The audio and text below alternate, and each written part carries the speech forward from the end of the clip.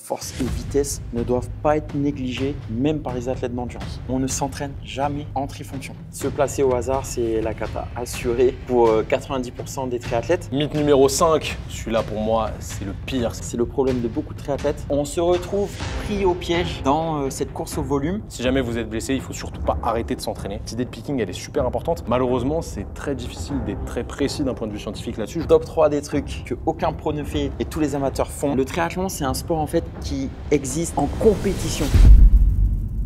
Les amis, bienvenue dans cette vidéo. Aujourd'hui, je mets mes lunettes de vitesse parce que ça va aller très vite. On est avec un ex-pro de triathlon, Pierre. Hello. Comment ça va, Simon? Ça va? Ça va, mec? La forme? Ouais, ça va super.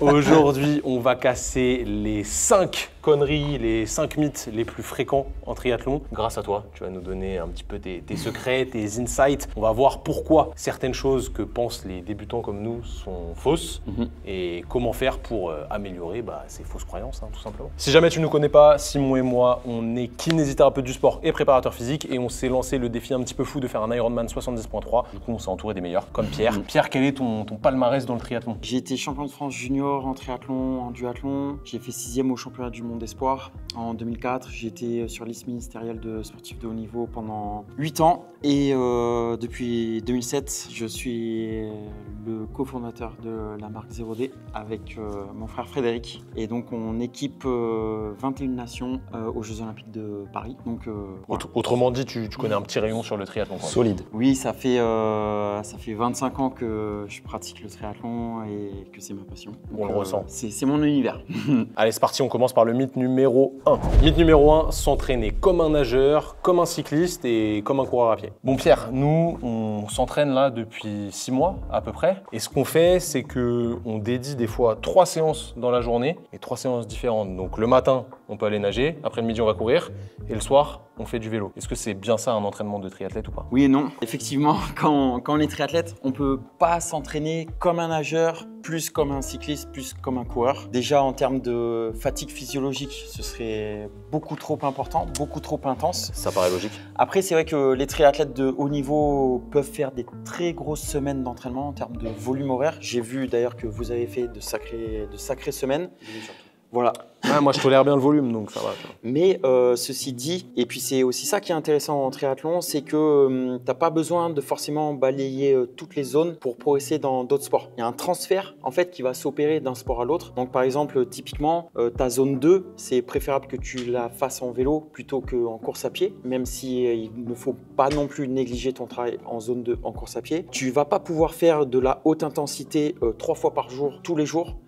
Donc, et puis après, il faut aussi adapter son entraînement par rapport à ses points forts, par rapport à ses points faibles. Évidemment. Par exemple, Simon, il a peut-être un petit avantage sur toi sur la natation, donc ce serait plus… Sur à peu près tout. Ouais, sur à peu près tout, ok. Mais il faut adapter par rapport à son profil. Certaines personnes n'ont pas besoin de beaucoup nager pour avoir un niveau correct. D'autres personnes ont besoin de plus rouler ou un peu plus courir. Je pense qu'il faut prendre en compte son planning perso avant tout. On peut aussi adapter ses séances par rapport aux conditions météo. Il ne faut pas hésiter à intervertir, sauf si c'était le but du coach, c'est-à-dire de créer une pré-fatigue avec une grosse séance en vélo, disons le matin, et qu'ensuite tu ailles courir le soir avec déjà les jambes fatiguées, parce qu'on ne travaille pas les mêmes chaînes musculaires. Ce qu'on a commencé à faire depuis un mois là, c'est d'enchaîner intensité vélo et sortie longue, enfin zone 2, course à pied. Très très bonne séance. Avec genre 5 minutes de delta entre les deux, le temps de se changer, quoi. Le temps de se changer. C'est une séance intéressante. Je vous conseille néanmoins de faire des vrais enchaînements où vous allez passer directement du vélo à la course à pied, parce que les 5 minutes de delta, mine de rien, ne serait-ce que sur le schéma psychomoteur, tu as le temps de couper d'une activité et passer à une autre, alors que quand tu es en course, c'est vraiment, tu descends du vélo, bam, ça court. Ouais, c'est clair. Si jamais vous voulez voir comment optimiser vos transitions, vous avez juste à cliquer sur la vidéo qui va s'afficher ici. On a fait un truc exceptionnel avec Pierre où on explique un petit peu toutes les transitions. Surtout, enlever sa combi, puis les transitions sur le vélo parce que c'est pas facile avec les chaussures, etc. Donc bon, j'en dis pas plus. Tu cliques juste ici et tu auras tous les secrets de Pierre. Et d'ailleurs, c'est grâce au transfert d'un sport dans l'autre des compétences qu'on a des triathlètes qui arrivent à être champions de France élite en cross-country. Vincent Louis a été par exemple champion de France de cross-country alors que son volume à pied est moindre qu'un coureur à pied. Mais attention, son volume horaire total et toute sa base d'entraînement reste supérieure à celle d'un coureur à pied. C'est aussi pour ça qu'on va voir des marathoniens qui vont quand même inclure du vélo dans leur préparation, surtout dans leur préparation hivernale. Donc il y a un vrai transfert d'un sport à l'autre. Et donc, quand vous roulez d'une façon ou d'une autre, ça va quand même améliorer votre course à pied, aussi votre natation. Donc, n'ayez pas peur de cumuler plein de sports. Moi, je te prends l'exemple sur moi-même. J'ai beaucoup couru et fait beaucoup moins de vélo cet hiver, tout simplement parce que nous, rouler à Rennes, c'est pas forcément cool quand il pleut beaucoup. Et j'ai vraiment progressé sur le vélo sans en faire en soi.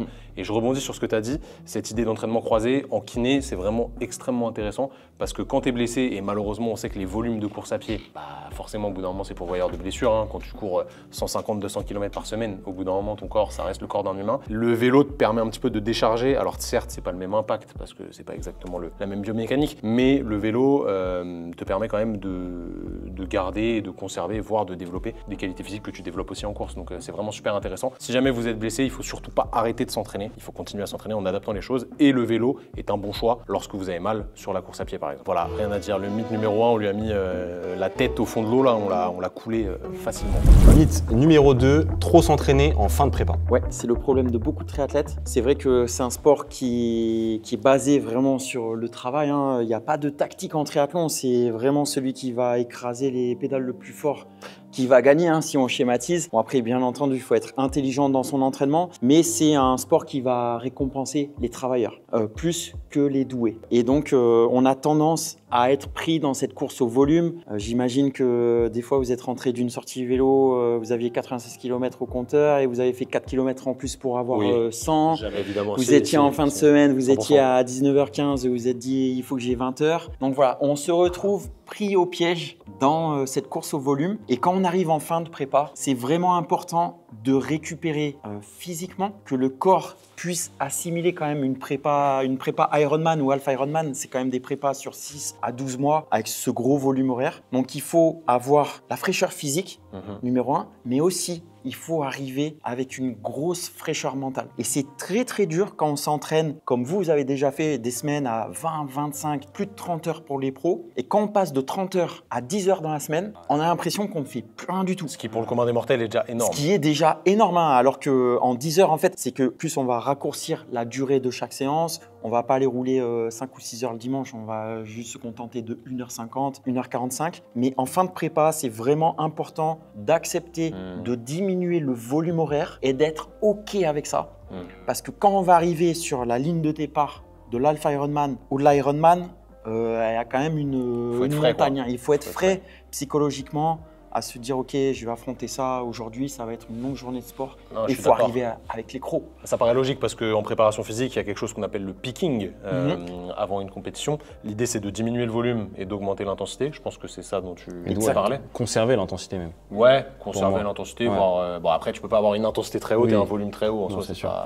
Sauf si c'était vraiment une machine de guerre. Dopé. Ou dopé, ça peut arriver chez certains, évidemment. On ne citera personne, à part Lance Armstrong. Lance, si tu nous regardes, tu t'es mis à l'Aerox, mon gars. Franchement, j'espère un jour te croiser. Je serais prêt à faire un Aerox juste pour te croiser, Lance. Bref. Donc le picking, vraiment, ça nous permet de récupérer indirectement. Parce qu'en soi, en fait, chaque entraînement, ça te fatigue. Tu es moins bon après l'entraînement qu'avant l'entraînement. C'est pas l'entraînement qui te rend meilleur, c'est la récupération post-entraînement qui fait que tu t'adaptes et que tu deviens meilleur petit à petit si tu dézoomes un petit peu les choses. Mais vraiment, cette idée de picking, elle est super importante. Malheureusement, c'est très difficile d'être très précis d'un point de vue scientifique là-dessus. Je vous mettrai quelques études à l'écran parce qu'en fait, ça dépend de chacun. Il y a des gens, ils vont avoir besoin d'un picking de 3-4 semaines, ce qui est très très long. Et des gens, juste 1 ou 2 semaines avant, ça va suffire parce que s'ils diminuent trop le volume, leur système nerveux, il va être un peu en manque et ils vont pas réussir à envoyer la sauce le jour J. Quand on commence à être en top forme, en fait, on a envie de profiter de cette top forme.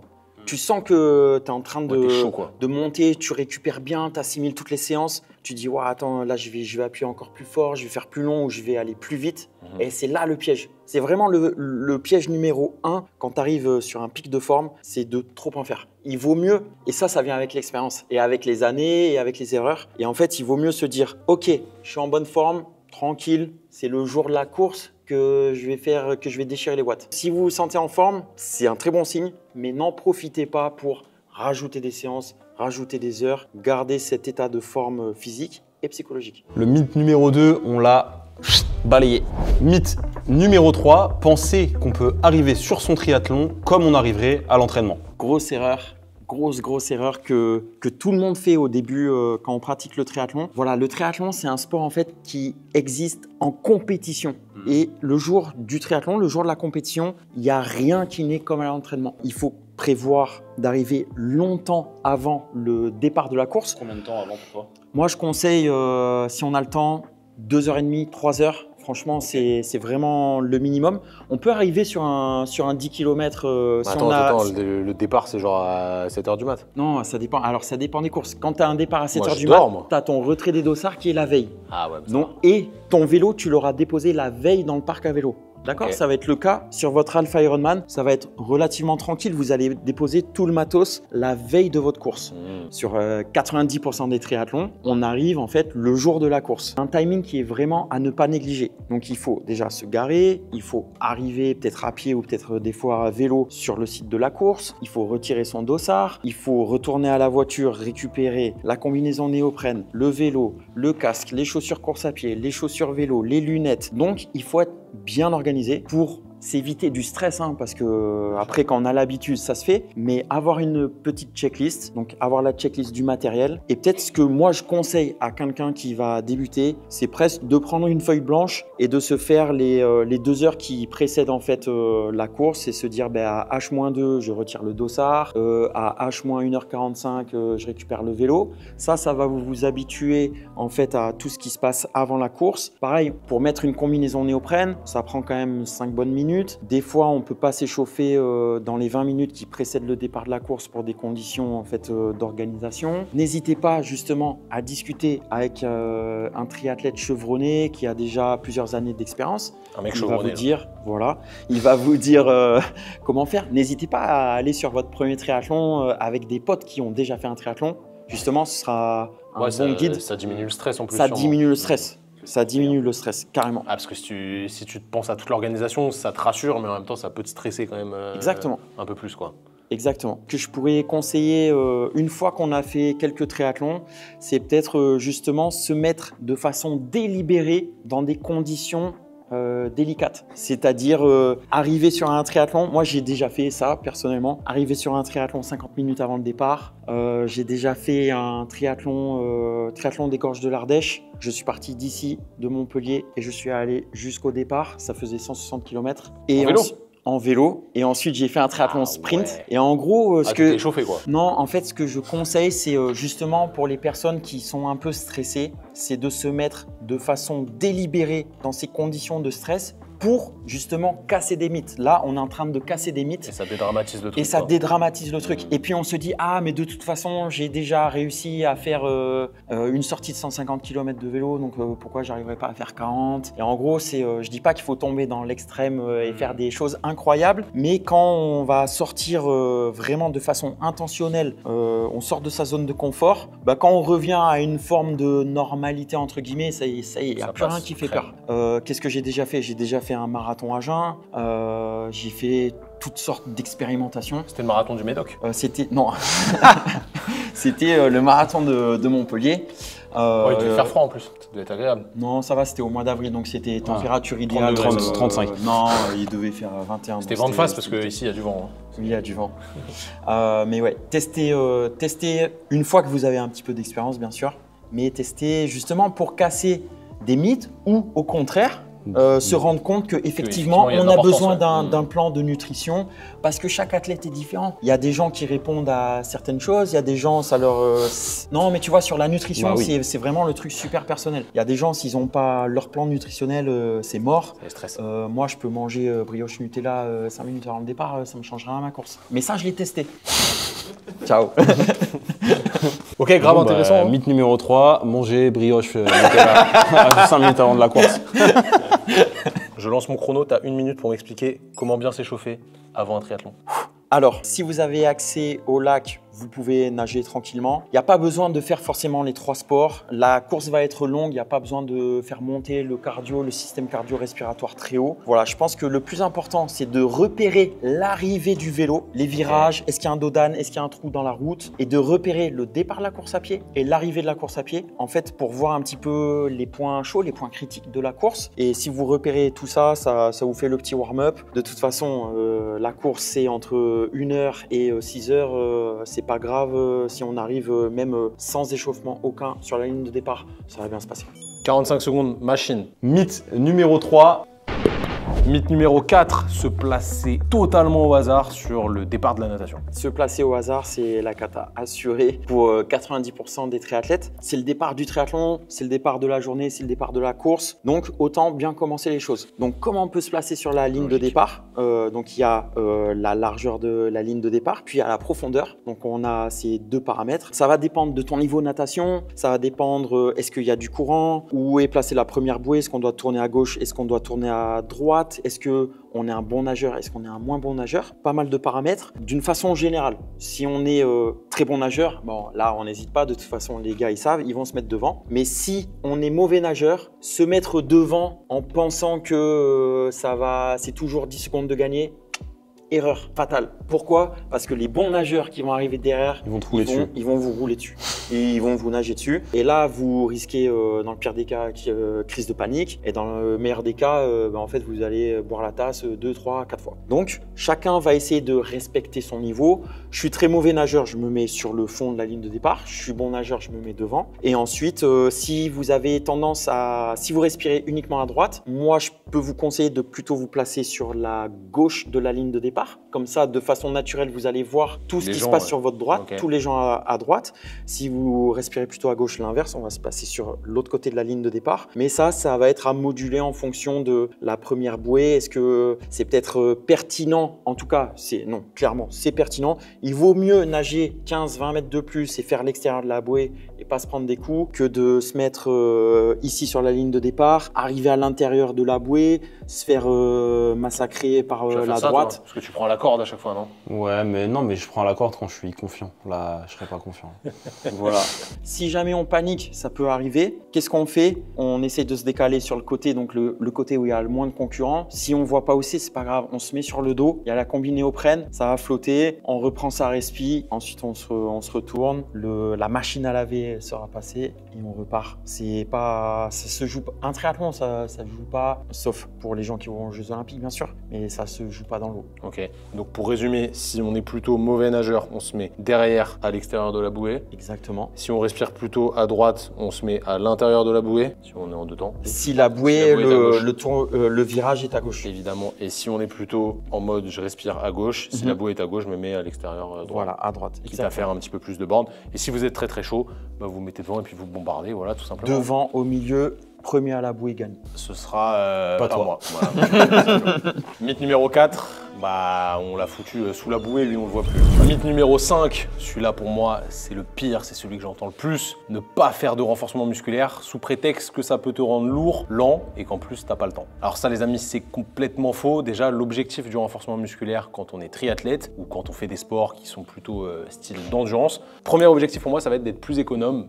Le plus simple, ça va être sur la course à pied. Évidemment, on sait aujourd'hui que le renforcement musculaire à dominante de force, donc quand on développe sa force maximale, ça permet d'économiser de l'énergie quand on court à la même vitesse par rapport à quelqu'un qui ne ferait pas de renforcement musculaire. Donc ça, c'est super important parce que ça va vous faire consommer moins d'énergie. Et en plus de ça, ça permet drastiquement de réduire le risque de blessure. Et on sait que sur les sports d'endurance, voire d'ultra-endurance, tout le volume qu'on accumule, on en a parlé tout à l'heure, malheureusement, on flirte tout le temps avec la blessure. C'est comme ça, le corps humain, il a une certaine limite. Mais si on fait du renfort, on diminue ce risque de blessure. Du renfort intelligent, évidemment, si vous faites des curls biceps pour pas vous blesser quand vous courez, ça n'a aucun sens. Mais si vous faites du bon renfort, là, vous débloquez vraiment une clé qui est super importante pour moi pour durer sur le long terme. En plus, on sait que quand on vieillit, on a moins de fibres musculaires de type 2, qui sont les fibres qui créent de la force, pour faire tout simple. Donc c'est pour ça qu'on est meilleur en endurance quand on vieillit, entre guillemets, je caricature. Mais malheureusement, on perd nos capacités de force et ça, c'est vraiment problématique pour tout ce que je viens de citer avant. Donc franchement, si vous voulez faire du renforcement simple et efficace, je vous ai fait une vidéo, 3 séances de renfort de moins de 15 minutes,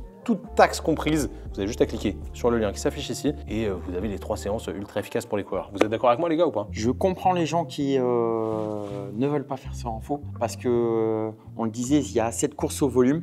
Après, pour beaucoup de triathlètes, des fois, ils vont avoir peur ils pensent qu'ils vont devenir monstrueux en 3 séances de renfort. C'est impossible. Donc, il faut vraiment aussi casser ce mythe parce que je fais un peu de préparation physique spécialisée, je vais devenir un Golgoth. Ça va pas être le cas. De toute façon, c'est pas le but en soi. Le but, comme je disais, c'est de développer de la force, c'est pas de développer de la masse musculaire. Il y a un parallèle qui peut se faire, mais en réalité, il est très très bas dans les sports d'endurance parce qu'on n'a pas la capacité tout simplement à hypertrophier à cause d'une protéine qui s'appelle la protéine mTOR qui est là pour permettre l'hypertrophie. Il faut savoir que quand on fait beaucoup d'endurance, en fait on inhibe cette protéine-là et du coup on est quasi incapable d'hypertrophier. Ça ne veut pas dire qu'il n'y a pas d'athlètes qui sont hypertrophiés, il y en a forcément des gens qui sont génétiquement un petit peu différents, mais le renfort que vous allez faire ne va pas vous rendre hyper musclé. Le but c'est de vous rendre plus fort, tout simplement. Et dans tous les cas, tu vois, dès que tu vas être en vélo, dès que tu vas être en danseuse, par exemple, après un virage, tu as une relance, là, tu exprimes ta force et tu exprimes ta vitesse, donc tu vas exprimer ta puissance. Donc, c'est quand même un paramètre à ne pas négliger, même pour ceux qui vont faire de l'Alpha Ironman ou de l'Ironman. Et j'ai envie de dire, et pour ceux qui font du triathlon courte distance et même sprint, c'est même une qualité très importante à bosser. Le nombre de demi-tours, de virages et de relances qu'il y a sur un triathlon, par exemple aux Jeux Olympiques, il y a un nombre de pics de puissance instantanés au-dessus de 800 watts. Bon, c'est des athlètes légers, donc 800 watts, ça représente déjà pas mal pour eux. C'est très solide. Surtout quand on ramène au poids des athlètes. Ce nombre de pics de puissance instantanés est vraiment phénoménal. Donc, c'est vraiment une qualité, en tout cas, à travailler. Force et vitesse ne doivent pas être négligées, même par les athlètes d'endurance. Et je surenchéris vraiment sur la partie gestion des douleurs, gestion des blessures. C'est super important, le renforcement, c'est une des clés pour traiter ces douleurs. Si jamais d'ailleurs tu nous écoutes et que tu es blessé, on t'a préparé une formation totalement gratuite, ça s'appelle le kit du sportif sans douleur. Je t'explique dedans tous mes conseils de kinésithérapeute du sport pour te sortir de tes douleurs. Tu as juste à cliquer sur le petit lien ici. Tu regardes tranquille, ça te prend à peu près 1 heure et au bout de ces 1 heure, tu auras tout compris sur la gestion des douleurs. En réalité, c'est très simple, c'est des choses vraiment facilement applicables, donc tu peux pas t'en priver, il faut absolument que tu cliques sur ce lien. Sur ce type de séance, il faut vraiment voir ça comme un investissement sur le long terme. Bien sûr. C'est-à-dire que des fois… C'est pas rentable directement. C'est pas rentable directement. Alors bien sûr, on préférerait rallonger son footing de 15 minutes à chaque fois, faire un peu plus de volume horaire, comme je disais, c'est le piège numéro 1. Il vaut mieux se dire, ok,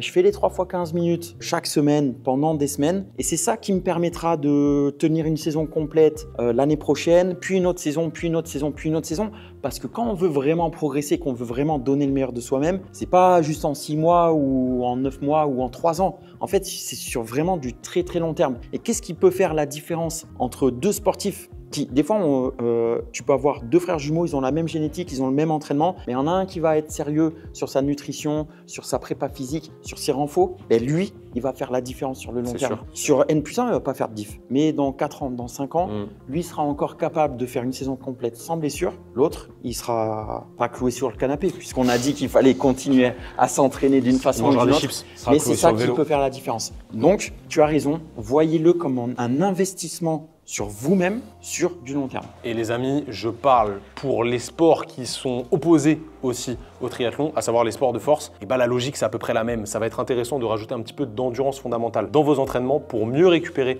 entre vos entraînements et développer des niveaux de force plus élevés. Donc tous les crossfitters, tous les powerlifters, etc. Ça peut être très pertinent de rajouter la fameuse zone 2 que vous connaissez à peu près tous maintenant, qui va vous aider à mieux récupérer et du coup à mieux performer sur le long terme. Mais c'est pas parce que vous avez fait une séance de zone 2 que vous allez être plus fort le lendemain. Ça n'a pas de sens.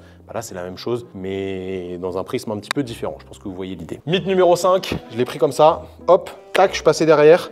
Je l'ai étranglé bien fort. Triangle. Ok Pierre, je voulais te lancer sur un petit dernier sujet. Les 3 trucs que font les amateurs, mais que les pros n'ont jamais fait en triathlon. Top 3 des trucs que aucun pro ne fait et tous les amateurs font. Ouais, genre vraiment tu passes pour un guignol quoi. Genre avoir des lunettes de vitesse. Aux yeux d'un pro. Non, aux yeux d'un pro. Ça va ou pas ça passe. Non, arriver, c'est mettre un chrono à l'entraînement en natation. Aucun pro n'a une montre à l'entraînement en natation. L'entraînement avant la course? Non, pendant là on parle pas de situation de course, Okay. On parle de l'entraînement. Ouais, mais si tu veux traquer tes mètres. Alors, en fait, la vraie question, c'est pourquoi les pros n'ont pas de montre? Parce qu'ils n'ont pas de thunes. Pourquoi les pros n'ont pas de montre? Ils n'ont pas de thunes. Pourquoi ils n'ont pas de montre? Parce que quand ils arrivent à la piscine pour leur séance, ils savent ce qu'ils vont faire. Ils savent que l'échauffement, ça va être un 400, 300, 200, 100, ça fait 1005. Puis derrière, il va y avoir un 15 x 100, départ une 30. Ça, je vais faire ça en une 10, ça fait 1005. Et puis, ils savent que derrière, il y aura un 800 mètres pull boy. Donc, en gros, quand tu arrives à la piscine, tu sais ta séance. Soit tu connais ta séance, soit tu as écrit ta séance et tu te l'affiches. Et donc, tu n'as pas besoin de traquer tes mètres. Ensuite, on voit à la piscine des gars qui partent sur leurs 100 mètres, donc ils poussent sur le mur, ils prennent le chrono en même temps, et quand ils arrivent sur le dernier mouvement, ils appuient sur le chrono. Ça, c'est pas fiable du tout. pas fiable du tout. Là, tu te trompes à 1 seconde ou 2 secondes. Ton 50, il dure 34 secondes, donc tu as un delta déjà de quasi 15% sur ton chrono. Donc en fait… Pourquoi nous, on n'a pas de montre du coup et toi, tu as une montre? Parce qu'on n'est pas à la piscine. Ah.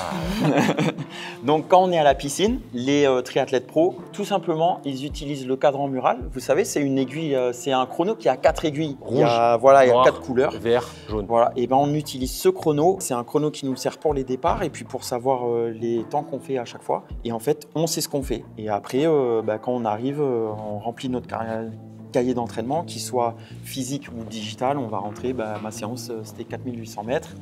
Okay. Et Strava, on s'en fout. Bien. Ok, intéressant. Tout à l'heure, j'ai vu un mec au bord de plage, il avait un casque aéro et une belle trifonction. Est-ce que c'est normal ça? Alors, on ne s'entraîne jamais en trifonction. Jamais. La trifonction, c'est pour le jour de course. C'est un peu comme les baskets ultra légères, les semelles carbone, ou si vous avez des roues très légères carbone. En fait, c'est un produit qu'on va utiliser que en course. Pourquoi? Il y a 2 raisons principales. Il y a une raison qui est vraiment matérielle / technique. C'est des produits qui sont très techniques, haute technicité, mais aussi qui ont une certaine fragilité. Ce pas des produits qui ont une durée de vie extraordinaire. Les chaussures semelles carbone, voilà, vous ne pouvez pas les utiliser 150 000 fois, ça s'use et après ça perd de son rendement. Donc on ne s'entraîne pas avec pour cette raison-là. Et ensuite, il y a aussi une raison psychologique. L'idée, c'est quand même d'arriver le jour de la course en te disant, c'est un peu comme du dopage psychologique. Le jour où tu arrives en course, tu as un truc technique, tu sais que c'est… Ouais, il y a un truc en plus que tu n'as pas à l'entraînement. Et là, tu vois, quand tu entends le son de tes roues aéro, dès que tu penches un peu le vélo et que ça fait… c'est ultra kiffant. Quand tu sens que l'eau, elle glisse sur ta tri-suit toute neuve, c'est ultra kiffant. Quand tu sens la réactivité de tes chaussures, c'est ultra kiffant. Donc, pour ces 2 raisons, on ne s'entraîne pas en trifonction. Et en plus, la trifonction, elle est faite pour enchaîner les 3 sports, natation, vélo, course. Donc, c'est un produit qui est conçu sous les contraintes de 3 sports qui sont très différents. C'est quand même plus agréable de rouler avec un maillot vélo qui a 3 grandes poches, une poche zippée, tu mets plus de trucs, d'avoir un vrai tussard avec une chamoisine confortable. Donc, en gros, aux yeux d'un pro, le triathlète lambda, excusez-moi, le triathlète qui est en trifonction, c'est un prouveur. C'est qu'il veut montrer qu'il fait du triathlon, donc il est en trifonction. Mais quand il va croiser un pro ou quand il va croiser des cyclistes, le groupe de cyclistes, ils vont se dire, ah, c'est quoi ce triathlète? Et le pro, il va se dire, c'est quoi ce triathlète? Ah, c'est vrai d'avoir une chamoisine bien agréable. D'ailleurs, j'ai un ami qui met chamoisine plus crème. Total confort. Un ami qui se trouve autour de cette table. Oui, je dirais pas. Il est dans un cercle de pas loin. C'est problème d'irritation. Moi, il y a un truc qui me vénère. Après, c'est peut-être parce que je suis juste un gros jaloux, tu vois. C'est les mecs qui mettent leur t-shirt finisher tout le temps. Ça, en vrai… Vous me rendez ouf les gars, je sais pas pourquoi mais vous me rendez ouf. Ça c'est vrai que ce serait le 3e truc que aucun pro ne fait, c'est-à-dire porter le t-shirt finisher d'une épreuve. Après moi tu vois, je comprends Thomas, tu as des gens, ils se sont engagés dans une préparation de 6 mois, 9 mois. En fait ce t-shirt, quelque part, il symbolise un accomplissement. Ouais, et donc il y a cette fierté à le porter. Mais la question c'est, est-ce qu'on ne devrait pas être fier de ce qu'on a fait tout simplement sans avoir besoin de le montrer? Et moi là où je te rejoins, c'est que des fois tu vas sur un triathlon, puis tu as des gars qui arrivent avec le t-shirt finisher de l'édition de l'année précédente ou de tel autre Ironman. Ils veulent te déstabiliser psychologiquement. Ouais, là c'est un peu genre prouveur, c'est-à-dire regardez, moi j'ai déjà fait, tu vois.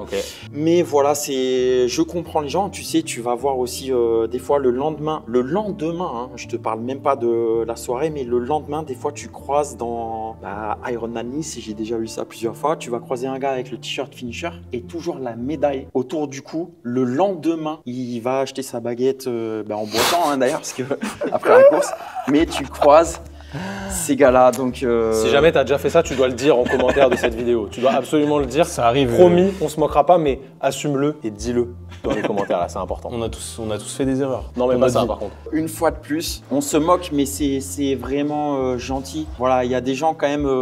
Accomplir un Ironman, c'est quand même un exploit. Quelque chose de solide. Faut quand même rappeler, c'est 4 km de natte, c'est une étape de Tour de France et un marathon qu'on fait à la fin. J'irais plus loin, même faire un triathlon S en se donnant à fond et en ayant progressé, en partant d'un niveau, je sais pas, 0, c'est déjà énorme aussi en soi. C'est déjà énorme. Et d'ailleurs, je profite que tu parles de ça pour dire, vous vous intéressez au triathlon, vous savez pas sur quelle distance vous lancez, vous lancez sur Alpha Ironman. D'ailleurs, pourquoi pas commencer par un triathlon? Alors parce que en soi, nous, vraiment, ce qui est dur pour nous et encore plus pour moi, c'est les longues distances. En soi, je te dis pas que je suis capable de faire un S ou c'est absolument pas la question, mais je pense que le 70.3 c'était une distance suffisamment challengeante pour être déjà difficile psychologiquement, mais réalisable. Après, on l'a pas encore fait, donc ça se trouve on va pas réussir. Mais c'est un objectif qui est réalisable dans le temps qu'on s'était donné. Qui est challengeant quand même, parce que nager 1,9 km, c'est ça le plus dur en soi. Et en réalité, les 90 bornes de vélo et le semi-marathon, c'est long, mais c'est quand même des formats où tu peux te donner un petit peu. À l'inverse, quand je vois un Ironman complet, c'est peut-être un biais cognitif que j'ai, mais je me dis que le but à notre niveau, ce serait juste de finir, c'est déjà un exploit, tu vois. Avoir lutté contre ton organisme et pouvoir finir, c'est quelque chose de fou. Et ça, personnellement, ça m'excite moins en soi. Je préfère un truc où tu peux te donner, même si c'est très long, tu peux avoir des objectifs de temps, essayer de pousser assez fort sur le vélo, etc. Et on aurait pu faire des plus courts. On n'a juste pas pu, en soi, dans le timing. On voulait s'inscrire à un S ou un M cet été, mais on n'a pas réussi. Ça aurait été pertinent, je pense, avant de faire le 70.3.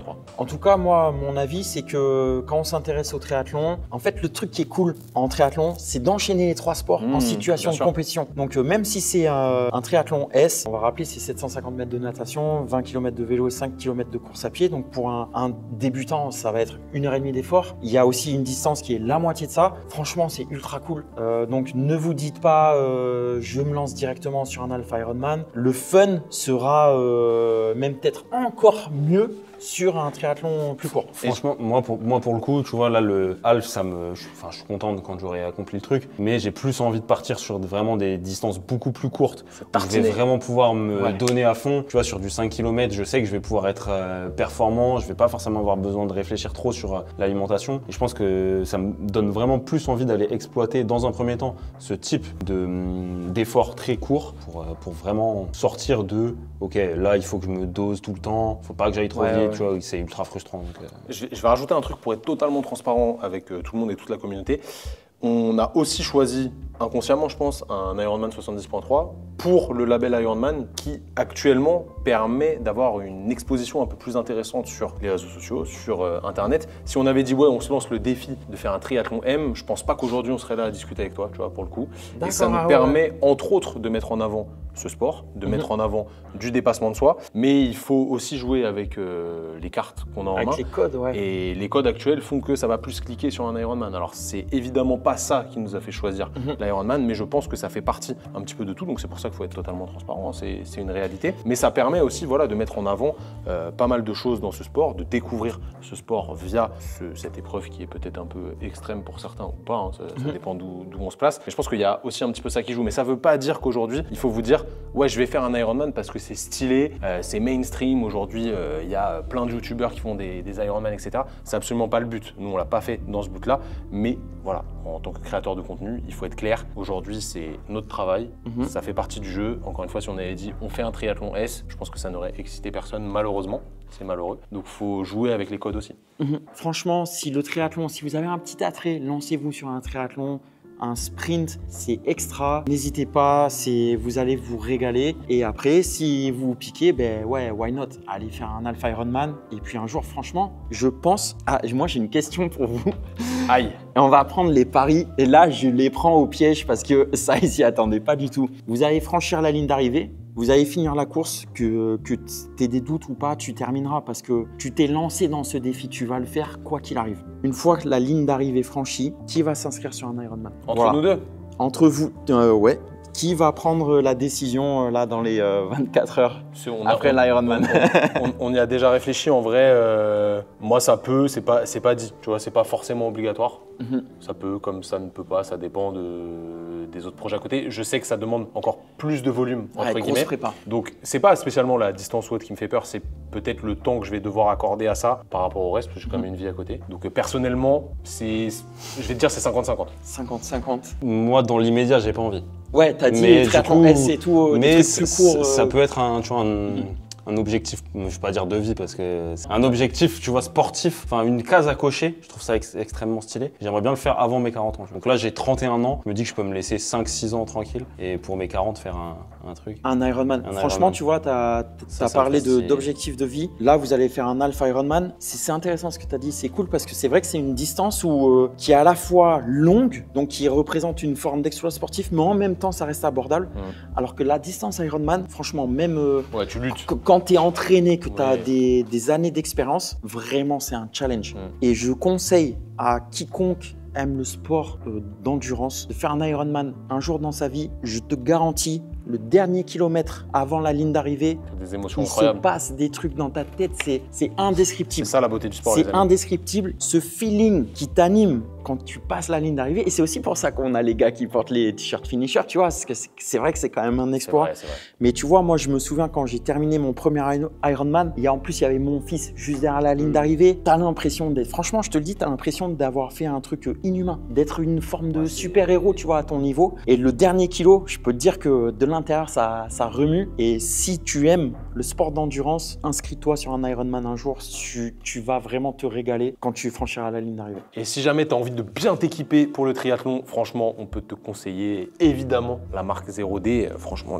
les textiles sont incroyables, les tenues pour nager monstrueuses. Le maillot de bain, il est fou, hein. Franchement, trop stylé. Il tient bien. Quand tu as des grosses cuisses, il te serre pas trop ici. C'est bien, tu vois, mais c'est pas trop serré non plus. Ouais, c'est vrai. Ça, c'est important quand tu fais du squat. C'était un problème chez Decathlon. Donc si jamais ça t'intéresse, tu cliques sur le lien juste ici ou sur le lien dans la description où tu vas sur le site de Pierre et de son frérot. 0D, franchement, qualité exceptionnelle. Et en plus, c'est fait en France, donc voilà, il n'y a juste rien à dire. Pierre, merci. Merci les gars. Simon, merci pour ta bonne humeur. Merci. Évidemment. Bravo. Merci. Les amis, n'oubliez pas de vous abonner à la chaîne si vous avez kiffé. Laissez-nous un petit commentaire. Dites-nous si vous voulez qu'on dézingue d'autres mythes dans d'autres sports. Ça peut toujours être fait avec des spécialistes de chaque discipline.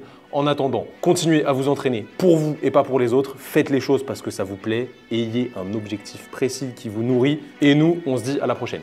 Peace.